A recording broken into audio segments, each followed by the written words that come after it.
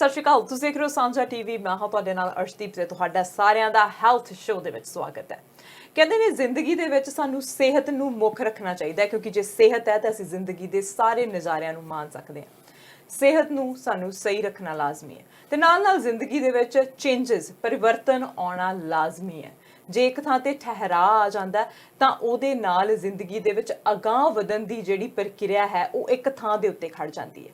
Change ਆਉਣਾ ਲਾਜ਼ਮੀ ਹੈ, ਪਰ ਅਸੀਂ ਕਦੇ ਸੋਚਿਆ ਨਹੀਂ ਸੀ ਕਿ ਇਸ ਤਰ੍ਹਾਂ ਦਾ ਚੇਂਜ ਆਵੇਗਾ ਕਿ ਅਸੀਂ ਇੱਕ ਥਾਂ ਦੇ ਉੱਤੇ ਥੰਮ ਜਾਵਾਂਗੇ, ਸਟੇਬਲ ਹੋ ਜਾਵਾਂਗੇ ਤੇ ਸਾਨੂੰ ਪਤਾ ਨਹੀਂ ਲੱਗਣਾ ਕਿ ਅੱਗੇ ਕੀ ਹੋਵੇਗਾ। ਕੋਵਿਡ-19 ਅੱਜ 6 ਤੋਂ 7 ਮਹੀਨੇ ਦੇ ਵਿੱਚ ਅਸੀਂ ਬਹੁਤ ਕੁਝ ਸਿੱਖਿਆ ਆ, ਕੀ ਕੁਝ ਹੋ ਰਿਹਾ, ਪਰ ਅੱਜ ਅਸੀਂ ਕਿੱਥੇ ਖੜੇ ਆ, ਕੀ ਸਿਚੁਏਸ਼ਨ ਬਣੀ ਹੋਈ ਹੈ। ਇਸ ਬਾਰੇ ਗੱਲਾਂ ਬਾਤਾਂ ਕਰਨ ਦੇ ਲਈ ਅੱਜ ਮੇਰੇ ਨਾਲ ਸਟੂਡੀਓ ਦੇ ਵਿੱਚ ਪਹੁੰਚੇ ਹੋਏ ਨੇ ਇੱਕ ਐਕਸਪੀਰੀਅੰਸਡ ਡਾਕਟਰ ਨੇ, ਪ੍ਰੈਕਟੀਸ਼ਨਰ ਨੇ ਤੇ ਨਾਲ-ਨਾਲ ਕਹਿ ਸਕਦੇ ਹਾਂ ਕਿ ਕਮਿਊਨਿਟੀ ਦੇ ਵਿੱਚ ਵੀ ਉਹਨਾਂ ਨੂੰ ਜਾਣ ਪਛਾਣਦੇ ਹਾਂ ਅਸੀਂ ਸਾਰੇ, ਉਹਨਾਂ ਦਾ ਇੱਕ ਨਾਮ ਹੈ ਕਮਿਊਨਿਟੀ ਦੇ ਵਿੱਚ। ਆਓ ਉਹਨਾਂ ਦੇ ਨਾਲ ਗੱਲਬਾਤ ਕਰਦੇ ਹਾਂ ਤੇ ਕਰੋਨਾ ਵਾਇਰਸ ਦੀ ਅੱਜ ਦੀ ਮੌਜੂਦਾ ਸਥਿਤੀ ਦੇ ਬਾਰੇ ਜਾਣਦੇ ਹਾਂ। ਮੇਰੇ ਨਾਲ ਨੇ ਡਾਕਟਰ ਗੁਲਜ਼ਾਰ ਚੀਮਾ। ਦੱਸ ਵੈਲਕਮ। ਸੋ ਸਤਿ ਸ਼੍ਰੀ ਅਕਾਲ ਡਾਕਟਰ ਸਾਹਿਬ, ਸਵਾਗਤ ਹੈ ਤੁਹਾਡਾ। ਹਾਂਜੀ, ਸਤਿ ਸ਼੍ਰੀ ਅਕਾਲ ਅਰਸ਼ ਤੇ ਤੁਹਾਡੇ ਸਾਰੇ ਪ੍ਰੋਗਰਾਮ ਸੁਣਨ ਵਾਲਿਆਂ ਨੂੰ ਵੀ ਮੇਰੇ ਵੱਲੋਂ ਪਿਆਰ ਭਰੀ ਸਤਿ ਸ਼੍ਰੀ ਅਕਾਲ। ਤੇ ਜਿੱਥੇ ਵੀ ਤੁਹਾਡਾ ਪ੍ਰੋਗਰਾਮ ਵੇਖਦੇ ਨੇ, ਜਿਹੜਾ ਟਾਈਮ ਹੈ ਉਹਨਾਂ ਨੂੰ ਸਾਰਿਆਂ ਨੂੰ ਮੇਰੇ ਵੱਲੋਂ ਬੈਸਟ ਵਿਸ਼ੇਸ। ਇਹ ਬੜਾ ਨਾ ਅਜੀਬ ਜੀ ਗੱਲ ਹੋਈ ਕਿ ਦੁਨੀਆ ਦੇ ਵਿੱਚ ਜਦੋਂ ਦੀ ਬਣੀ ਹੈ ਕੋਈ ਇਹੋ ਜਿਹੀ ਘਟਨਾ ਨਹੀਂ ਸੀ ਹੋਈ ਕਿ ਜਿਹਦੇ ਵਿੱਚ ਸਾਰੀਆਂ ਸਰਕਾਰਾਂ ਨੇ ਇੱਕ ਕਿਸਮ ਦਾ ਆਪਣੇ ਆਪ ਨੂੰ ਕਿਹਾ ਵੀ ਬਲੌਕ ਕਰ ਦਿਓ। ਸਾਰਾ ਜਿਹੜਾ ਸਿਸਟਮ ਸੀ ਉਹਨੂੰ ਬਲੌਕ ਕਰਤਾ ਗਿਆ, ਸਾਰੀ ਇਕਨੋਮੀ ਨੂੰ ਬਲੌਕ ਕਰਤਾ ਗਿਆ, ਟਰਾਂਸਪੋਰਟੇਸ਼ਨ ਨੂੰ ਬਲੌਕ ਕਰਤਾ ਗਿਆ, ਕਮਿਊਨੀਕੇਸ਼ਨ ਨੂੰ ਬਲੌਕ ਕਰਤਾ ਗਿਆ, ਦੂਜੇ ਨੂੰ ਮਿਲਣਾ ਬਲੌਕ ਕਰਤਾ ਗਿਆ, ਸਾਰਾ ਕੁਝ ਕੋਲੈਕਟਿਵਲੀ। ਇਹ ਪਿਛਲੇ ਸਮੇਂ ਨਾਲ ਵੀ ਮੈਂ ਹੁਣ 67 ਸਾਲ ਦਾ ਤਕਰੀਬਨ ਹੋਣ ਵਾਲਾ। ਮੈਂ ਆਪਣੀ 67 ਸਾਲ ਦੀ ਏਜ ਵਿੱਚ ਇਹੋ ਜਿਹੀ ਗੱਲ ਨਾ ਕੋਈ ਸੁਣੀ ਸੀ, ਨਾ ਕੋਈ ਪੜ੍ਹੀ ਸੀ, ਨਾ ਮੈਨੂੰ ਕਿਸ ਚੀਜ਼ ਦੀ ਕੋਈ ਸਮਝ ਸੀ, ਨਾ ਹੀ ਮੇਰਾ ਖਿਆਲ ਹੈ ਵੀ ਬਾਕੀਆਂ ਨੂੰ ਸਮਝ ਸੀ ਵੀ ਇਹ ਕੀ ਕੁਝ ਹੋਣਾ। ਕਿਉਂਕਿ ਜਿਹੜੀ ਕੋਵਿਡ-19 ਨੇ ਉਹਨੇ ਸਾਰਿਆਂ ਦੀ ਅਕਲ ਲਿਆਤੀ ਟਿਕਾਣੇ ਦੇ ਵਿੱਚ। ਉਹਦੇ ਵਿੱਚੋਂ ਸਾਰੇ ਪ੍ਰੋਫੈਸ਼ਨਲਸ ਵੀ, ਮੈਂ ਕਹਿ ਸਕਦਾ ਕਮਿਊਨਿਟੀ ਐਟ ਲਾਰਜ ਤੇ ਸਾਰੀ ਜਿਹੜੀਆਂ ਕੰਟਰੀਜ਼ ਨੇ ਉਹਨਾਂ ਦੀ ਸਿਚੁਏਸ਼ਨ ਜਿਹੜੀ ਹੈ ਨਾ ਇੱਕ ਹਿਸਾਬ ਨਾਲ ਇਸ ਸਟੇਜ 'ਤੇ ਪਹੁੰਚੀ ਹੈ ਵੀ ਸਾਰਿਆਂ ਨੂੰ ਇਹ ਸੋਚਣਾ ਪੈ ਰਿਹਾ ਵੀ ਅੱਗੋਂ ਕਿਸ ਤਰ੍ਹਾਂ ਚੱਲਣਾ। ਤੇ ਅੱਗੋਂ ਚੱਲਣ ਤੋਂ ਪਹਿਲਾਂ ਜਿਹੜੇ ਸਾਡੇ ਅੱਜ ਦੇ ਕਦਮ ਨੇ ਕੋਵਿਡ-19 ਦੀ ਜਿਹੜੇ ਪਿਛੋਕੜ 6 ਮਹੀਨਿਆਂ ਦਾ, ਉਹਦੇ 'ਤੇ ਜਾਣਾ ਮੈਂ 1 ਮਿੰਟ ਵਾਸਤੇ ਸਮਝਣਾ ਬੜਾ ਜ਼ਰੂਰੀ ਹੈ। ਉਹਦਾ ਹੈ ਕਿ ਜਿਹੜੀ ਵਾਇਰਸ ਹੈ, ਇਹ ਕਰੋਨਾ ਵਾਇਰਸ ਇੱਕ ਫੈਮਿਲੀ ਆਫ ਵਾਇਰਸਿਸ ਨੇ। ਉਹਨਾਂ ਦਾ ਇੱਕ ਹਿੱਸਾ, ਉਹਨਾਂ ਦੀ ਇੱਕ ਭੈਣ ਹੈ, ਦੋ ਪਹਿਲਾਂ ਸਨ ਆਈਆਂ 2004 ਦੇ ਵਿੱਚ, 2009 ਦੇ ਵਿੱਚ। ਸੋ ਉਸੇ ਹੀ ਕੈਟੇਗਰੀ ਦੀ ਹੈ ਵਾਇਰਸ। ਇਹ ਵਾਇਰਸ ਆ ਕੇ ਤੇ ਇਹਨੇ ਪਹਿਲਾਂ ਇੱਕ ਸ਼ਹਿਰ 'ਚੋਂ ਚੱਲੀ, ਫਿਰ ਦੂਜੇ ਕੰਟਰੀਆਂ ਦੇ ਪਹੁੰਚ ਗਏ ਨੇ। ਸਾਰੇ ਦੁਨੀਆ ਦੇ 182 ਜਿਹੜੇ ਮੁਲਕ ਨੇ ਉਹਨਾਂ 'ਤੇ ਆਪਣੀ ਉਹਨਾਂ ਨੇ ਮੋਹਰ ਲਾਤੀ ਹੈ। ਉਸ ਜਿਹੜੀ ਮੋਹਰ ਲਾਉਣ ਤੋਂ ਬਾਅਦ ਜਿਹੜਾ ਨਾ ਬੜਾ ਇੱਕਦਮ ਪੈਨਿਕ ਹੋਇਆ ਸ਼ੁਰੂ ਦੇ ਵਿੱਚ, ਕਿਉਂਕਿ ਲੋਕਾਂ ਨੂੰ ਇਹ ਨਹੀਂ ਸੀ ਪਤਾ ਵੀ ਟਰਾਂਸਮਿਸ਼ਨ ਕਿਸ ਤਰ੍ਹਾਂ ਹੁੰਦੀ ਹੈ। ਕੇਸ ਬੜੇ ਘੱਟ ਸੀ, ਕੇਸ ਵੱਧਦੇ ਗਏ। ਫਿਰ ਪਹਿਲਾਂ ਇਹਦੀ ਐਕਸਪਲੇਨੇਸ਼ਨ ਪੂਅਰ ਸੀ, ਫਿਰ ਇਹਦੀ ਐਕਸਪਲੇਨੇਸ਼ਨ ਠੀਕ ਹੋਈ। ਪਹਿਲਾਂ WHO ਨੇ ਕਿਹਾ ਵੀ ਇਹ ਬਹੁਤਾ ਸੀਰੀਅਸ ਨਹੀਂ, ਬਾਅਦ ਦੇ ਵਿੱਚ ਕਿਹਾ ਵੀ ਇਹ ਪੈਂਡੈਮਿਕ ਹੋ ਗਿਆ ਹੁਣ ਇੱਕਦਮ। ਉਹਦੇ ਵਿੱਚ ਵੀ ਬੜਾ ਵਾਦ ਵਿਵਾਦ ਹੈ ਕਿ ਉਹਦੇ ਵਿੱਚ ਵੀ ਬੜੀਆਂ ਡਿਫਿਕਲਟੀਜ਼ ਨੇ ਵੀ ਐਕਸਪਲੇਨੇਸ਼ਨ ਕਰਨ ਦੀਆਂ ਕਿ ਪੈਂਡੈਮਿਕ ਕੀ ਹੈ ਤੇ ਪਹਿਲਾਂ ਕੀ ਸੀ, ਐਪੀਡੈਮਿਕ ਕੀ ਸੀ। ਸੋ ਟਰਮਾਂ ਤੋਂ ਜਾਣ ਦਾ ਕੋਈ ਸਾਨੂੰ ਫਾਇਦਾ ਨਹੀਂ। ਇੱਕੋ ਚੀਜ਼ 'ਤੇ ਕਰੀਏ ਫੋਕਸ ਕਿ ਇਹ ਦੁਨੀਆ ਦੇ ਹਰ ਕੋਨੇ 'ਚ ਫੈਲ ਗਈ ਸੀ ਬਿਮਾਰੀ। ਇਸ ਜਿਹੜੀ ਬਿਮਾਰੀ ਹੈ ਕਈਆਂ ਨੇ ਇਹਨੂੰ ਚੰਗੀ ਤਰ੍ਹਾਂ ਕੰਟਰੋਲ ਕਰ ਲਿਆ, ਕਈਆਂ ਨੇ ਨਹੀਂ ਕੀਤਾ। ਉਹਦਾ ਇਹ ਗੱਲ ਹੋਈ ਕਿ ਜਿਨ੍ਹਾਂ ਨੂੰ ਇਹਦੀ ਸਮਝ ਜਲਦੀ ਆ ਗਈ ਉਹਨਾਂ ਨੇ ਬੈਟਰ ਕੰਟਰੋਲ ਕਰ ਲਿਆ, ਜਾਂ ਜਿੱਥੇ ਲੀਡਰਸ਼ਿਪ ਚੰਗੀ ਸੀ ਉਹਨਾਂ ਨੇ ਕੰਟਰੋਲ ਕੀਤਾ, ਜਿੱਥੇ ਲੀਡਰਸ਼ਿਪ ਵੀਕ ਸੀ ਉੱਥੇ ਗੱਲ ਨਹੀਂ ਬਣੀ। ਲੀਡਰਸ਼ਿਪ ਜਿਹੜੀਆਂ ਨਾ ਪੋਲੀਟੀਕਲ ਜਿਹੜੇ ਲੋਕ ਨੇ ਜਿਨ੍ਹਾਂ ਨੇ ਪ੍ਰੋਫੈਸ਼ਨਲਸ ਨੂੰ ਫੋਲੋ ਕੀਤਾ ਉੱਥੇ ਹੀ ਕੰਮ ਠੀਕ ਹੋਇਆ। ਜਿੱਥੇ ਉਹਨਾਂ ਨੇ ਪਹਿਲਾਂ ਅਪ ਫਰੰਟ ਆਪ ਰਹੇ ਨੇ ਉੱਥੇ ਗੜਬੜ ਹੋਈ ਹੈ। ਸੋ ਕੈਨੇਡਾ ਦੀ ਹਾਲਤ ਹੈ ਕਿ ਸਾਡੇ ਪ੍ਰਧਾਨ ਮੰਤਰੀ ਤੇ BC ਦੇ ਪ੍ਰੀਮੀਅਰ ਨੇ, ਇਹਨਾਂ ਦਾ ਜਿਹੜਾ ਰੋਲ ਹੈ ਨਾ ਇਸ ਕੰਮ ਦੇ ਵਿੱਚ ਮੈਂ ਕਹਾਂਗਾ ਬਹੁਤ ਅੱਛਾ ਰਿਹਾ ਕਿ ਲੋਕਾਂ ਨੂੰ ਇਨਫੋਰਮੇਸ਼ਨ ਪ੍ਰੋਵਾਈਡ ਕੀਤੀ ਗਈ ਹੈ, ਫੋਲੋ ਅਪ ਕੀਤਾ ਗਿਆ। ਸੋ ਜਿਹੜੀ ਅੱਜ ਦੀ ਇਹ ਸਥਿਤੀ ਹੈ ਕਿ 2-3 ਹਫ਼ਤੇ ਪਹਿਲਾਂ ਸਾਰੇ BC ਵਿੱਚ ਬੜੇ ਖੁਸ਼ ਸਨ ਕਿ ਵੀ ਦੇ ਵਰ ਆਲ ਹੈਪੀ, ਵੀ ਖੁਸ਼ੀ ਬੜੀ ਸੀ ਵੀ ਸਾਰਾ ਕੰਮ ਫਲੈਟ ਕਰ ਲਿਆ। ਪਰ ਫਿਰ ਹੁਣ ਕਿਤੇ ਨਾ ਕਿਤੇ ਕੇਸਿਸ ਆ ਰਹੇ ਨੇ, ਕਿਉਂਕਿ ਜਿਹੜਾ ਐਕਸਾਈਟਮੈਂਟ ਜਿਹੜੀ ਨਾ ਉਹਦੇ ਵਿੱਚ ਅਸੀਂ ਸਾਰੇ ਭੁੱਲ ਗਏ ਸੀ ਵੀ ਇਹ ਜਿਹੜੀ ਵਾਇਰਸ ਹੈ ਇਹ ਜੇ ਸਿਆਪਾ ਗਿਆ ਨਹੀਂ, ਇਹ ਖੜਾ ਸਾਡੇ ਆਲੇ ਦੁਆਲੇ ਫਿਰਦਾ ਪਿਆ। ਇਹਦਾ ਮੋਡ ਆਫ ਟਰਾਂਸਮਿਸ਼ਨ ਬਾਰੇ ਵੀ ਗੜਬੜ ਹੋਈ। ਪਹਿਲਾਂ ਕਹਿੰਦੇ ਵੀ ਡ੍ਰੌਪਲੈਟ ਨਾ ਹੁੰਦੀ ਹੈ ਜਿਹੜੀ ਕਿ ਰਿਐਲਿਟੀ ਹੈ, ਫਿਰ ਕਹਿੰਦੇ ਥੋੜ੍ਹਾ ਜਿਹਾ ਕਿਸੇ ਨੇ ਛੱਡਤਾ ਵੀ ਇਹ 에ਅਰਬੋਰਨ ਹੈ। ਉਸ ਤੋਂ ਬਾਅਦ ਜਿਹੜਾ ਸੀ ਨਾ ਇਹਦੀ ਰੋਕਥਾਮ ਲਈ ਕਹਿ ਦਿੱਤਾ ਵੀ ਇਹ ਜਿਹੜੇ ਯੰਗ ਲੋਕ ਨੇ ਉਹਨਾਂ ਨੂੰ ਨਹੀਂ ਹੁੰਦੀ, ਬਜ਼ੁਰਗਾਂ ਨੂੰ ਹੁੰਦੀ ਹੈ, ਕਿਉਂਕਿ ਡੈਥ ਸਾਰੀ ਬਜ਼ੁਰਗਾਂ ਦੀ ਹੋਈ ਸੀ। ਸੋ ਇਹ ਜਿਹੜੀਆਂ ਸਾਰਾ ਕਨਫਿਊਜ਼ਨ ਕ੍ਰੀਏਟ ਦੇ ਵਿੱਚ ਨਾ ਜਿਹੜੀ ਨਾ ਇੱਕਦਮ ਇਹ ਤਕਲੀਫ ਬਾਹਰ ਆ ਗਈ। ਪਰ ਇਹ ਬੜੀ ਸੋਚਣ ਵਾਲੀ ਗੱਲ ਹੈ ਸਾਰਿਆਂ ਨੂੰ ਕਿ ਜਦੋਂ ਵੀ ਕੋਈ ਇਹਦਾ ਤਕਲੀਫ ਤਾਂ ਬੜੀ ਘਾਤਕ ਹੈ, ਪਰ ਰਿਕਵਰੀ ਰੇਟ ਬੜੇ ਲੋਕ ਠੀਕ ਹੋਏ ਨੇ, ਦੁਨੀਆ ਦੇ ਲੱਖਾਂ ਕਰੋੜਾਂ ਲੋਕ ਠੀਕ ਹੋਏ ਨੇ, ਵਿੱਚੋਂ ਲੋਕ ਮਰੇ ਵੀ ਹੈ ਨੇ ਬਹੁਤ।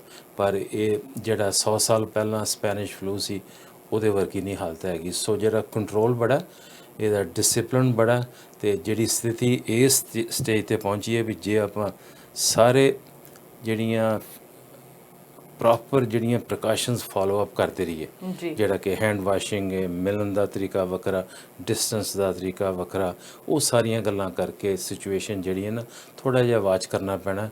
ਤੇ ਜਿਹੜੇ ਅੱਗੇ ਜਾ ਕੇ ਆਪਾਂ ਜਿਹੜੇ ਤੁਹਾਡੇ ਸਵਾਲ ਹੋਣਗੇ ਮੈਂ ਜਵਾਬ ਦਿਆਂਗਾ।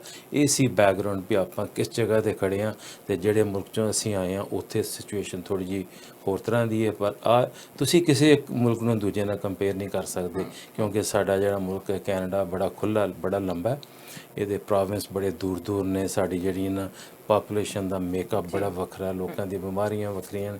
ਸੋ ਕੰਪੇਅਰ ਕਰਨਾ ਕੋਈ ਬੜੀ ਚੰਗੀ ਗੱਲ ਨਹੀਂ, ਕਿਉਂਕਿ ਸਿਸਟਮ ਬੜਾ ਵੱਖਰਾ ਸਾਡਾ। ਇਮਿਊਨ ਸਿਸਟਮ ਸਾਰਿਆਂ ਦਾ ਅਲੱਗ-ਅਲੱਗ ਹੈਗਾ। ਜੇ ਅਸੀਂ ਇਹ ਗੱਲ ਕਰੀਏ ਤਾਂ ਜਦੋਂ ਪਹਿਲਾਂ ਕਹਿੰਦੇ ਸੀ ਕਿ ਬਜ਼ੁਰਗਾਂ ਦੇ ਵਿੱਚ ਇਹ ਜ਼ਿਆਦਾ ਹੋ ਰਿਹਾ ਹੈਗਾ, ਹੁਣ ਅਸੀਂ ਦੇਖ ਰਹੇ ਹਾਂ ਕਿ ਨੌਜਵਾਨਾਂ ਦੇ ਵਿੱਚ ਜ਼ਿਆਦਾ ਹੋ ਰਿਹਾ। ਯੰਗਸਟਰ ਜਿਹੜੇ ਪਾਰਟੀਆਂ ਕਰ ਰਹੇ ਹੈਗੇ ਨੇ ਉਹ ਹੁਣ ਟਾਰਗੇਟ ਹੈਗੇ ਨੇ ਕਿ ਉਹ ਜ਼ਿਆਦਾ ਪਾਰਟੀਆਂ ਕਰਦੇ ਨੇ ਇੱਕ ਦੂਜੇ ਨੇ। ਜਦੋਂ ਅਸੀਂ ਪਾਰਟੀਆਂ ਕਰਦੇ ਹਾਂ ਤਾਂ ਅਸੀਂ ਭੁੱਲ ਜਾਂਦੇ ਹਾਂ ਕਿ ਅਸੀਂ ਸੋਸ਼ਲ ਡਿਸਟੈਂਸ ਬਣਾ ਕੇ ਰੱਖਣਾ।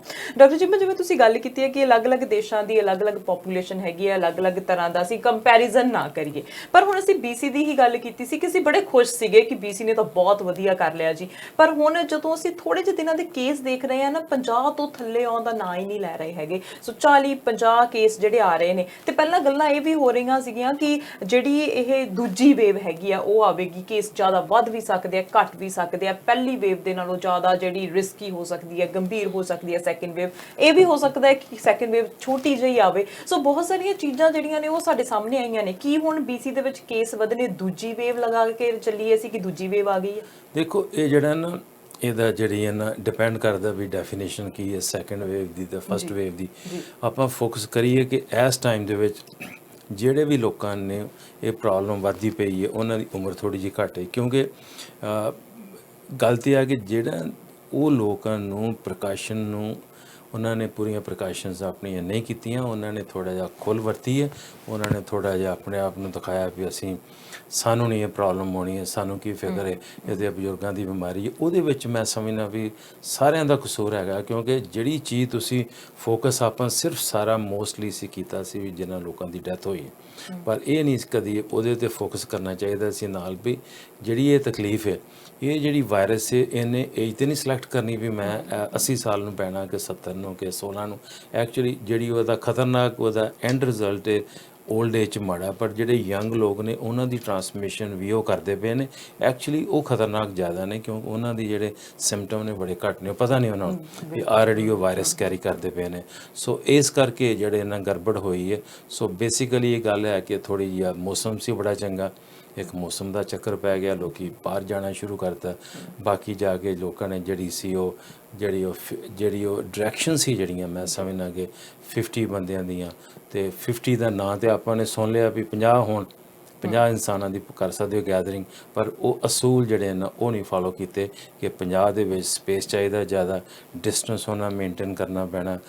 ਮਾਸਕ ਦਾ ਆਪਾਂ ਅੱਗੇ ਜਾ ਕੇ ਗੱਲ ਕਰਾਂਗੇ, ਉਹ ਬੜਾ ਵੱਡਾ ਚੱਕਰ ਹੈ ਕਿ ਮਾਸਕ ਦਾ ਬੜਾ ਕਨਫਿਊਜ਼ਨ ਹੋਇਆ, ਉਹ ਕਿਸ ਤਰ੍ਹਾਂ ਕਰਨਾ। ਹੈਂਡ ਵਾਸ਼ਿੰਗ ਆਉਣ ਤੋਂ ਪਹਿਲਾਂ ਜਾਣ ਤੋਂ ਪਹਿਲਾਂ ਫਿਰ ਤੁਸੀਂ ਆਪਣਾ ਇਨਫੋਰਮੇਸ਼ਨ ਦੇ ਕੇ ਜਾਣੀ ਘਰ ਵਾਲਿਆਂ ਨੂੰ ਵੀ ਤੁਸੀਂ ਆਏ ਹੋ, ਉਹ ਕਈ ਵਾਰੀ ਮਿਸ ਹੋ ਜਾਂਦੀ ਹੈ। ਸੋ ਕਈ ਗੱਲਾਂ ਜਿਹੜੀਆਂ ਨਾ ਬੜੀਆਂ ਗੜਬੜ ਹੋਣ ਦੇ ਕਾਰਨ ਹੀ ਇਹ ਜਿਹੜੀ ਟਰੈਵਲ ਹੋਈ ਹੈ ਖੜੀ, ਪਰ ਇਹ ਟੈਂਪਰੇਰੀ ਹੈ ਕਿਉਂਕਿ ਜਿਹੜੇ ਲੋਕਾਂ ਨੂੰ ਸਮਝ ਆ ਗਈ ਕਿ ਜੇ ਇਹ ਇੱਕ ਘਰ ਦੇ ਸਮਝ ਲਓ ਵੀ ਇੱਕ ਮਹੱਲੇ ਵਿੱਚ ਇੱਕ ਗਲੀ ਦੇ ਵਿੱਚ ਇੱਕ ਸੜਕ ਦੇ ਵਿੱਚ ਜੇ ਇੱਕ ਫੈਮਿਲੀ ਨੂੰ ਵੀ ਪ੍ਰੋਬਲਮ ਹੈਗੀ ਇਹਦਾ ਮਤਲਬ ਕਿਤੇ ਨਾ ਕਿਤੇ ਗੜਬੜ ਹੋਈ ਹੈ। ਸੋ ਉਹ 100% ਤੇ ਕਦੀ ਇਹ ਕੰਟਰੋਲ ਨਹੀਂ ਹੋਣਾ, ਪਰ ਜਿੰਨੀ ਵੀ ਇਹਦੀ ਇਫੈਕਟਿਵਨੈਸ ਹੈ ਉਹਦੇ ਬਹੁਤ ਤਰੀਕੇ ਨੇ, ਪਰ ਜਿਹੜੀ ਬੇਸਿਕ ਪ੍ਰੀਵੈਂਸ਼ਨ ਹੈ ਉਹਦਾ ਫਾਰਮੂਲਾ ਨਹੀਂ ਬਦਲਿਆ। ਜਿਨ੍ਹਾਂ ਨੇ ਬੇਸਿਕ ਪ੍ਰੀਵੈਂਸ਼ਨ ਕੀਤੀ ਉਹੀ ਠੀਕ ਨੇ, ਪਰ ਦੇਖੋ ਨਾਲ ਇਹ ਨੋਟ ਕਰੋ ਵੀ ਜਿਹੜਾ 50 ਦਾ ਫਾਰਮੂਲਾ ਉਹ ਸਿਰਫ ਅੰਦਰ ਹੀ ਕੰਮ ਤੇ ਨਹੀਂ ਹੈਗਾ, ਬਾਹਰ ਵੀ ਕਰਨਾ।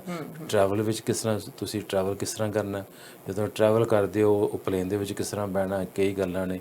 ਜਾਂ for example very simple example ਹੈ ਕਿ ਜੇ ਤੁਸੀਂ ਸਪੋਜ਼ ਰੈਸਟੋਰੈਂਟ 'ਚ ਗਏ ਹੋ, ਜੀ ਉੱਥੇ ਦੇ ਡਿਸਟੈਂਸ ਤੁਸੀਂ ਕਰ ਲਿਆ ਵੀ 2 ਮੀਟਰ ਤੇ ਬੈਠੇ ਹੋ, ਚਲੇ ਤਾਂ ਗਏ 2 ਮੀਟਰ ਕਰਕੇ, ਉੱਥੇ ਬੈਠ ਵੀ ਗਏ, ਜਦੋਂ ਫੂਡ ਖਾਣਾ ਫਿਰ ਕਿਸ ਤਰ੍ਹਾਂ ਖਾਣਾ। ਜਦੋਂ ਫੂਡ ਖਾਣਾ, ਫੂਡ ਦਾ ਤੁਹਾਡਾ ਅੱਧਾ ਪੌਣਾ ਘੰਟਾ ਟਾਈਮ ਹੈ, ਸੋ ਆਉਣ ਦਾ ਤੁਹਾਡਾ ਟਾਈਮ ਸੀ 5-7 ਮਿੰਟ, ਉਦੋਂ ਦੇ ਮਾਸਕ ਲਿਆ ਲਾ ਤੇ ਫੂਡ ਖਾਣ ਲੱਗਿਆ, ਗੱਪਸ਼ਪ ਮਾਰੀ, 2 ਵਾਰੀ ਖੰਘੇ ਤਾਂ ਬਸ ਗੱਲ ਹੋ ਗਈ। ਸੋ ਉਹ ਇਹ ਗੱਲਾਂ ਸਾਰੀਆਂ ਜਿਹੜੀਆਂ ਨਾ ਇਹ ਪੂਰੀਆਂ ਠੀਕ ਨਹੀਂ ਹੋ ਰਹੀਆਂ, ਕਿਉਂਕਿ ਡਿਸਿਪਲਿਨ ਜਿਹੜਾ ਨਾ ਉਹ ਨਹੀਂ ਹੈਗਾ। ਸੈਕਿੰਡ ਹੈਗਾ ਕਿ ਇਹਦੀ ਜਿਹੜੀ ਐਕਸਪਲੇਨੇਸ਼ਨ ਹੈ ਨਾ ਕੰਸਿਸਟੈਂਟਲੀ ਜਿਹੜੀ ਦੇਣੀ ਪੈਣੀ ਹੈ। ਮੈਂ ਕਹਿੰਦਾ ਤਾੜੀਆਂ ਮਾਰਨ ਵਾਲਾ ਕੰਮ ਨਹੀਂ ਕਰਨਾ ਪੈਣਾ ਵੀ ਅੱਜ ਬੜਿਆ ਸੋਹਣਾ ਜੀ ਕੇਸ, ਕੱਲ੍ਹ ਘਟ ਗਏ ਨੇ, ਇਹ ਮੈਨੇਜ ਕਰਨਾ ਪੈਣਾ। ਸੋ ਇਸ ਕਰਕੇ ਜਿਹੜੀ ਇਹਨਾਂ ਜਿਹੜੇ ਯੰਗ ਲੋਕ ਉਹਨਾਂ ਵਿੱਚ ਜ਼ਿਆਦਾ ਸੀ। ਤੁਸੀਂ ਵੇਖਿਆ ਵੀਕਐਂਡ ਤੇ ਕੀ ਹਾਲ ਸੀ।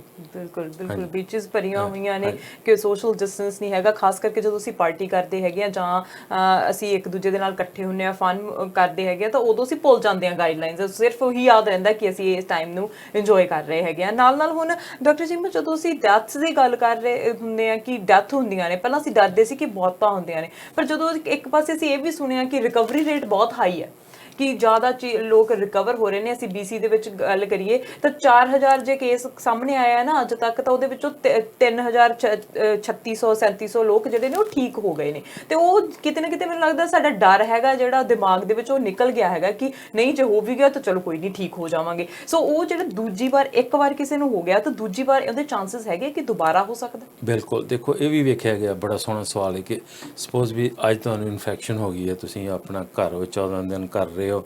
14 ਦਿਨ ਬਾਰੇ ਵੀ ਮੈਂ ਵਿੱਚ ਥੋੜ੍ਹੀ ਜਿਹੀ ਗੱਲ ਕਰਨੀ ਚਾਹੁੰਦਾ ਕਿ ਕੁਆਰੰਟੀਨ ਪੀਰੀਅਡ ਉਸ ਟਾਈਮ ਦੇ ਵਿੱਚ ਜਿਹੜੀ ਵਾਇਰਸ ਨੇ ਤੁਹਾਡੀ ਬਾਡੀ ਵਿੱਚ ਪੂਰਾ ਐਕਟੀਵਿਟੀ ਕਰਕੇ ਤੇ ਟਰਾਂਸਮਿਸ਼ਨ ਕਰਨੀ ਹੈ ਦੂਸਰੇ ਨੂੰ। ਸੋ ਜੇ ਤੁਸੀਂ ਉਹ 14 ਦਿਨ ਦੇ ਬਾਅਦ ਜੇ ਤੁਹਾਨੂੰ ਇਨਫੈਕਸ਼ਨ ਹੋ ਵੀ ਗਈ ਹੈ, ਸਪੋਜ਼ ਵੀ ਤੁਹਾਡੀ ਕਨਫਰਮੇਸ਼ਨ ਆ ਗਈ, ਪਰ ਜਿਹੜੀਆਂ ਬਾਡੀ ਦੇ ਵਿੱਚ ਜਿਹੜੀਆਂ ਐਂਟੀਬਾਇਓਟਿਕਸ ਬਣਦੀਆਂ ਪਈਆਂ ਨੇ ਨੈਚੁਰਲੀ, ਜਿਨ੍ਹਾਂ ਨੇ ਕਿ ਫਿਊਚਰ ਇਨਫੈਕਸ਼ਨ ਨੂੰ ਬੰਦ ਕਰਨਾ, ਉਹਨਾਂ ਦੀ ਜਿਹੜੀ ਮਾਤਰਾ ਹੈ ਉਹ ਕੁਆਂਟੀਟੀ ਜਿਹੜੀ ਹੈ ਨਾ ਉਹ ਬੜੀ ਡਿਫਰੈਂਟ ਹੈ ਡਿਫਰੈਂਟ ਏਜ ਗਰੁੱਪ ਦੇ ਵਿੱਚ। ਕਈਆਂ ਦੇ ਵਿੱਚ ਉਹ 2 ਹਫ਼ਤਿਆਂ ਬਾਅਦ ਡਿਸਅਪੀਅਰ ਹੋ ਰਹੀ ਹੈ, ਕਈਆਂ ਵਿੱਚ ਮਹੀਨੇ ਬਾਅਦ ਜਾਂ 2 ਮਹੀਨੇ ਬਾਅਦ। ਇਸੇ ਕਰਕੇ ਜਿਹੜਾ ਨਾ ਇਹ ਗਰੰਟੀ ਨਹੀਂ ਹੈਗੀ ਵੀ ਜੇ ਤੁਹਾਨੂੰ ਇੱਕ ਵਾਰੀ ਇਨਫੈਕਸ਼ਨ ਹੋਈ ਹੈ ਤੇ ਦੂਜੀ ਵਾਰੀ ਨਾ ਹੋਏਗੀ, ਕਿਉਂਕਿ ਇਹ ਜਿਸ ਤਰ੍ਹਾਂ ਫਾਰ ਐਗਜ਼ਾਮਪਲ ਕਿ ਕਈ ਵਾਰੀ ਨੋਟ ਕੀਤਾ ਗਿਆ ਕਿ ਜਿਨ੍ਹਾਂ ਲੋਕਾਂ ਨੂੰ ਕਈ ਵਾਰੀ ਚਿਕਨ ਪੌਕਸ ਇੱਕ ਵਾਰੀ ਹੁੰਦਾ ਸੀ, ਉਹਨਾਂ ਨੇ ਇੰਜੈਕਸ਼ਨ ਵੀ ਲਵਾਉਣਾ, ਕਈ ਵਾਰੀ ਦੁਬਾਰਾ ਹੋ ਜਾਣਾ। ਜੇ ਕਿਸੇ ਨੂੰ ਕਈ ਵਾਰੀ ਮੀਜ਼ਲ ਦਾ ਇੰਜੈਕਸ਼ਨ ਲੱਗਣ ਤੋਂ ਬਾਅਦ ਕਈ ਵਾਰੀ 100% ਤੁਹਾਡੀ ਉਹਦੀ ਇਮਿਊਨਿਟੀ ਨਹੀਂ ਬਾਡੀ ਵਿੱਚ ਬਣਦੀ। ਸੋ ਉਹ ਸਾਰੇ ਜਿਹੜੀਆਂ ਉਹ ਚੀਜ਼ਾਂ ਜਿਹੜੀਆਂ ਸਾਰੀਆਂ ਸੇਮ ਜਿਹੜਾ ਪ੍ਰਿੰਸੀਪਲ ਇੱਥੇ ਵੀ ਐਪਲੀਕੇਬਲ ਹੈ ਕਿ ਜਦੋਂ ਤੁਹਾਡੀ ਬਾਡੀ ਨੇ ਡਿਪੈਂਡ ਕਰਦਾ ਵੀ ਕਿਸ ਤਰ੍ਹਾਂ ਰਿਐਕਟ ਕਰਨਾ। ਤੁਸੀਂ ਯੰਗ ਹੋ, ਓਲਡ ਹੋ, ਕੋਈ ਹੋਰ ਸਿਸਟਮ ਤੁਹਾਡੇ ਵਿੱਚ ਗੜਬੜ ਤੇ ਨਹੀਂ ਹੈਗੀ, ਕੋਈ ਤੁਹਾਡੇ ਅੰਡਰਲਾਈਂਗ ਮੈਡੀਕਲ ਕੰਡੀਸ਼ਨਸ ਤੇ ਨਹੀਂ ਹੈਗੀਆਂ। ਸੋ ਜੇ ਤੁਸੀਂ ਫਿਜ਼ੀਕਲੀ ਫਿਟ ਹੋ, ਤੁਹਾਡਾ ਇਮਿਊਨ ਸਿਸਟਮ ਚੰਗਾ, ਤੇ ਉਹ ਡਿਪੈਂਡ ਕਰਨਾ ਵੀ ਕਿੰਨੀ ਦੇਰ ਤੱਕ ਤੁਹਾਡੀ ਜਿਹੜੀ ਇਮਿਊਨਿਟੀ ਹੋਏਗੀ। ਸੋ ਉਹ ਇਸੇ ਕਰਕੇ ਜਿਹੜੇ ਵੈਕਸੀਨੇਸ਼ਨ ਹੈ, ਜਦੋਂ ਆਪਾਂ ਵੈਕਸੀਨੇਸ਼ਨ ਬਾਰੇ ਗੱਲ ਕਰਾਂਗੇ ਮੈਂ ਐਕਸਪਲੇਨ ਕਰਾਂਗਾ ਵੀ ਕਿਉਂ ਵੈਕਸੀਨੇਸ਼ਨ ਦਾ ਟਾਈਮ ਪੀਰੀਅਡ ਕਿੰਨਾ, ਕਿਸ ਤਰ੍ਹਾਂ ਹੋਣਾ, ਕਿਹੜੀ ਸਟੇਜ ਤੇ ਪਹੁੰਚਿਆ ਤੇ ਕਿ ਸਾਡੀਆਂ ਐਕਸਪੈਕਟੇਸ਼ਨਸ ਕੀ ਨੇ, ਤਾਂ ਹੋ ਸਕਦਾ ਵੀ ਸਾਡੀਆਂ ਜ਼ਿਆਦਾ ਐਕਸਪੈਕਟੇਸ਼ਨ ਹੋਣ ਤੇ ਉਹ ਗੱਲ ਨਾ ਬਣੇ। ਜੀ ਬਿਲਕੁਲ ਡਾਕਟਰ ਜੀ, ਮੈਂ ਅੱਜ ਅਸੀਂ ਫੋਕਸ ਰੱਖਾਂਗੇ ਕਿ ਅੱਜ ਦੇ ਦਿਨਾਂ ਦੇ ਵਿੱਚ ਅਸੀਂ ਕਿੱਥੇ ਖੜੇ ਹੈਗੇ ਆ ਵੈਕਸੀਨ ਨੂੰ ਲੈ ਕੇ ਵੀ ਤੇ ਨਾਲ ਨਾਲ ਕਰੋਨਾ ਵਾਇਰਸ ਨੂੰ ਲੈ ਕੇ ਵੀ। ਜੋ ਆਪਣੀ ਗੱਲਬਾਤ ਹੈ ਇਸ ਤਰ੍ਹਾਂ ਹੀ ਜਾਰੀ ਰਹੇਗੀ, ਪਰ ਬ੍ਰੇਕ ਲਾ ਲੈਂਦੇ ਤੇ ਬ੍ਰੇਕ ਤੋਂ ਬਾਅਦ ਵਾਪਸ ਆਉਂਦੇ ਆ। ਹੈਲਥ ਸ਼ੋਅ ਦੇ ਵਿੱਚ ਡਾਕਟਰ ਚੀਮਾ ਦੇ ਨਾਲ ਗੱਲਬਾਤ ਹੋ ਰਹੀ ਹੈ, ਡਾਕਟਰ ਗੁਲਜ਼ਾਰ ਚੀਮਾ ਦੇ ਨਾਲ ਇਸ ਤਰ੍ਹਾਂ ਹੀ ਗੱਲਬਾਤ ਹੁੰਦੀ ਰਹੇਗੀ। ਰੁਕਦੇ ਹਾਂ ਕਮਰਸ਼ੀਅਲ ਬ੍ਰੇਕ ਦੇ ਲਈ।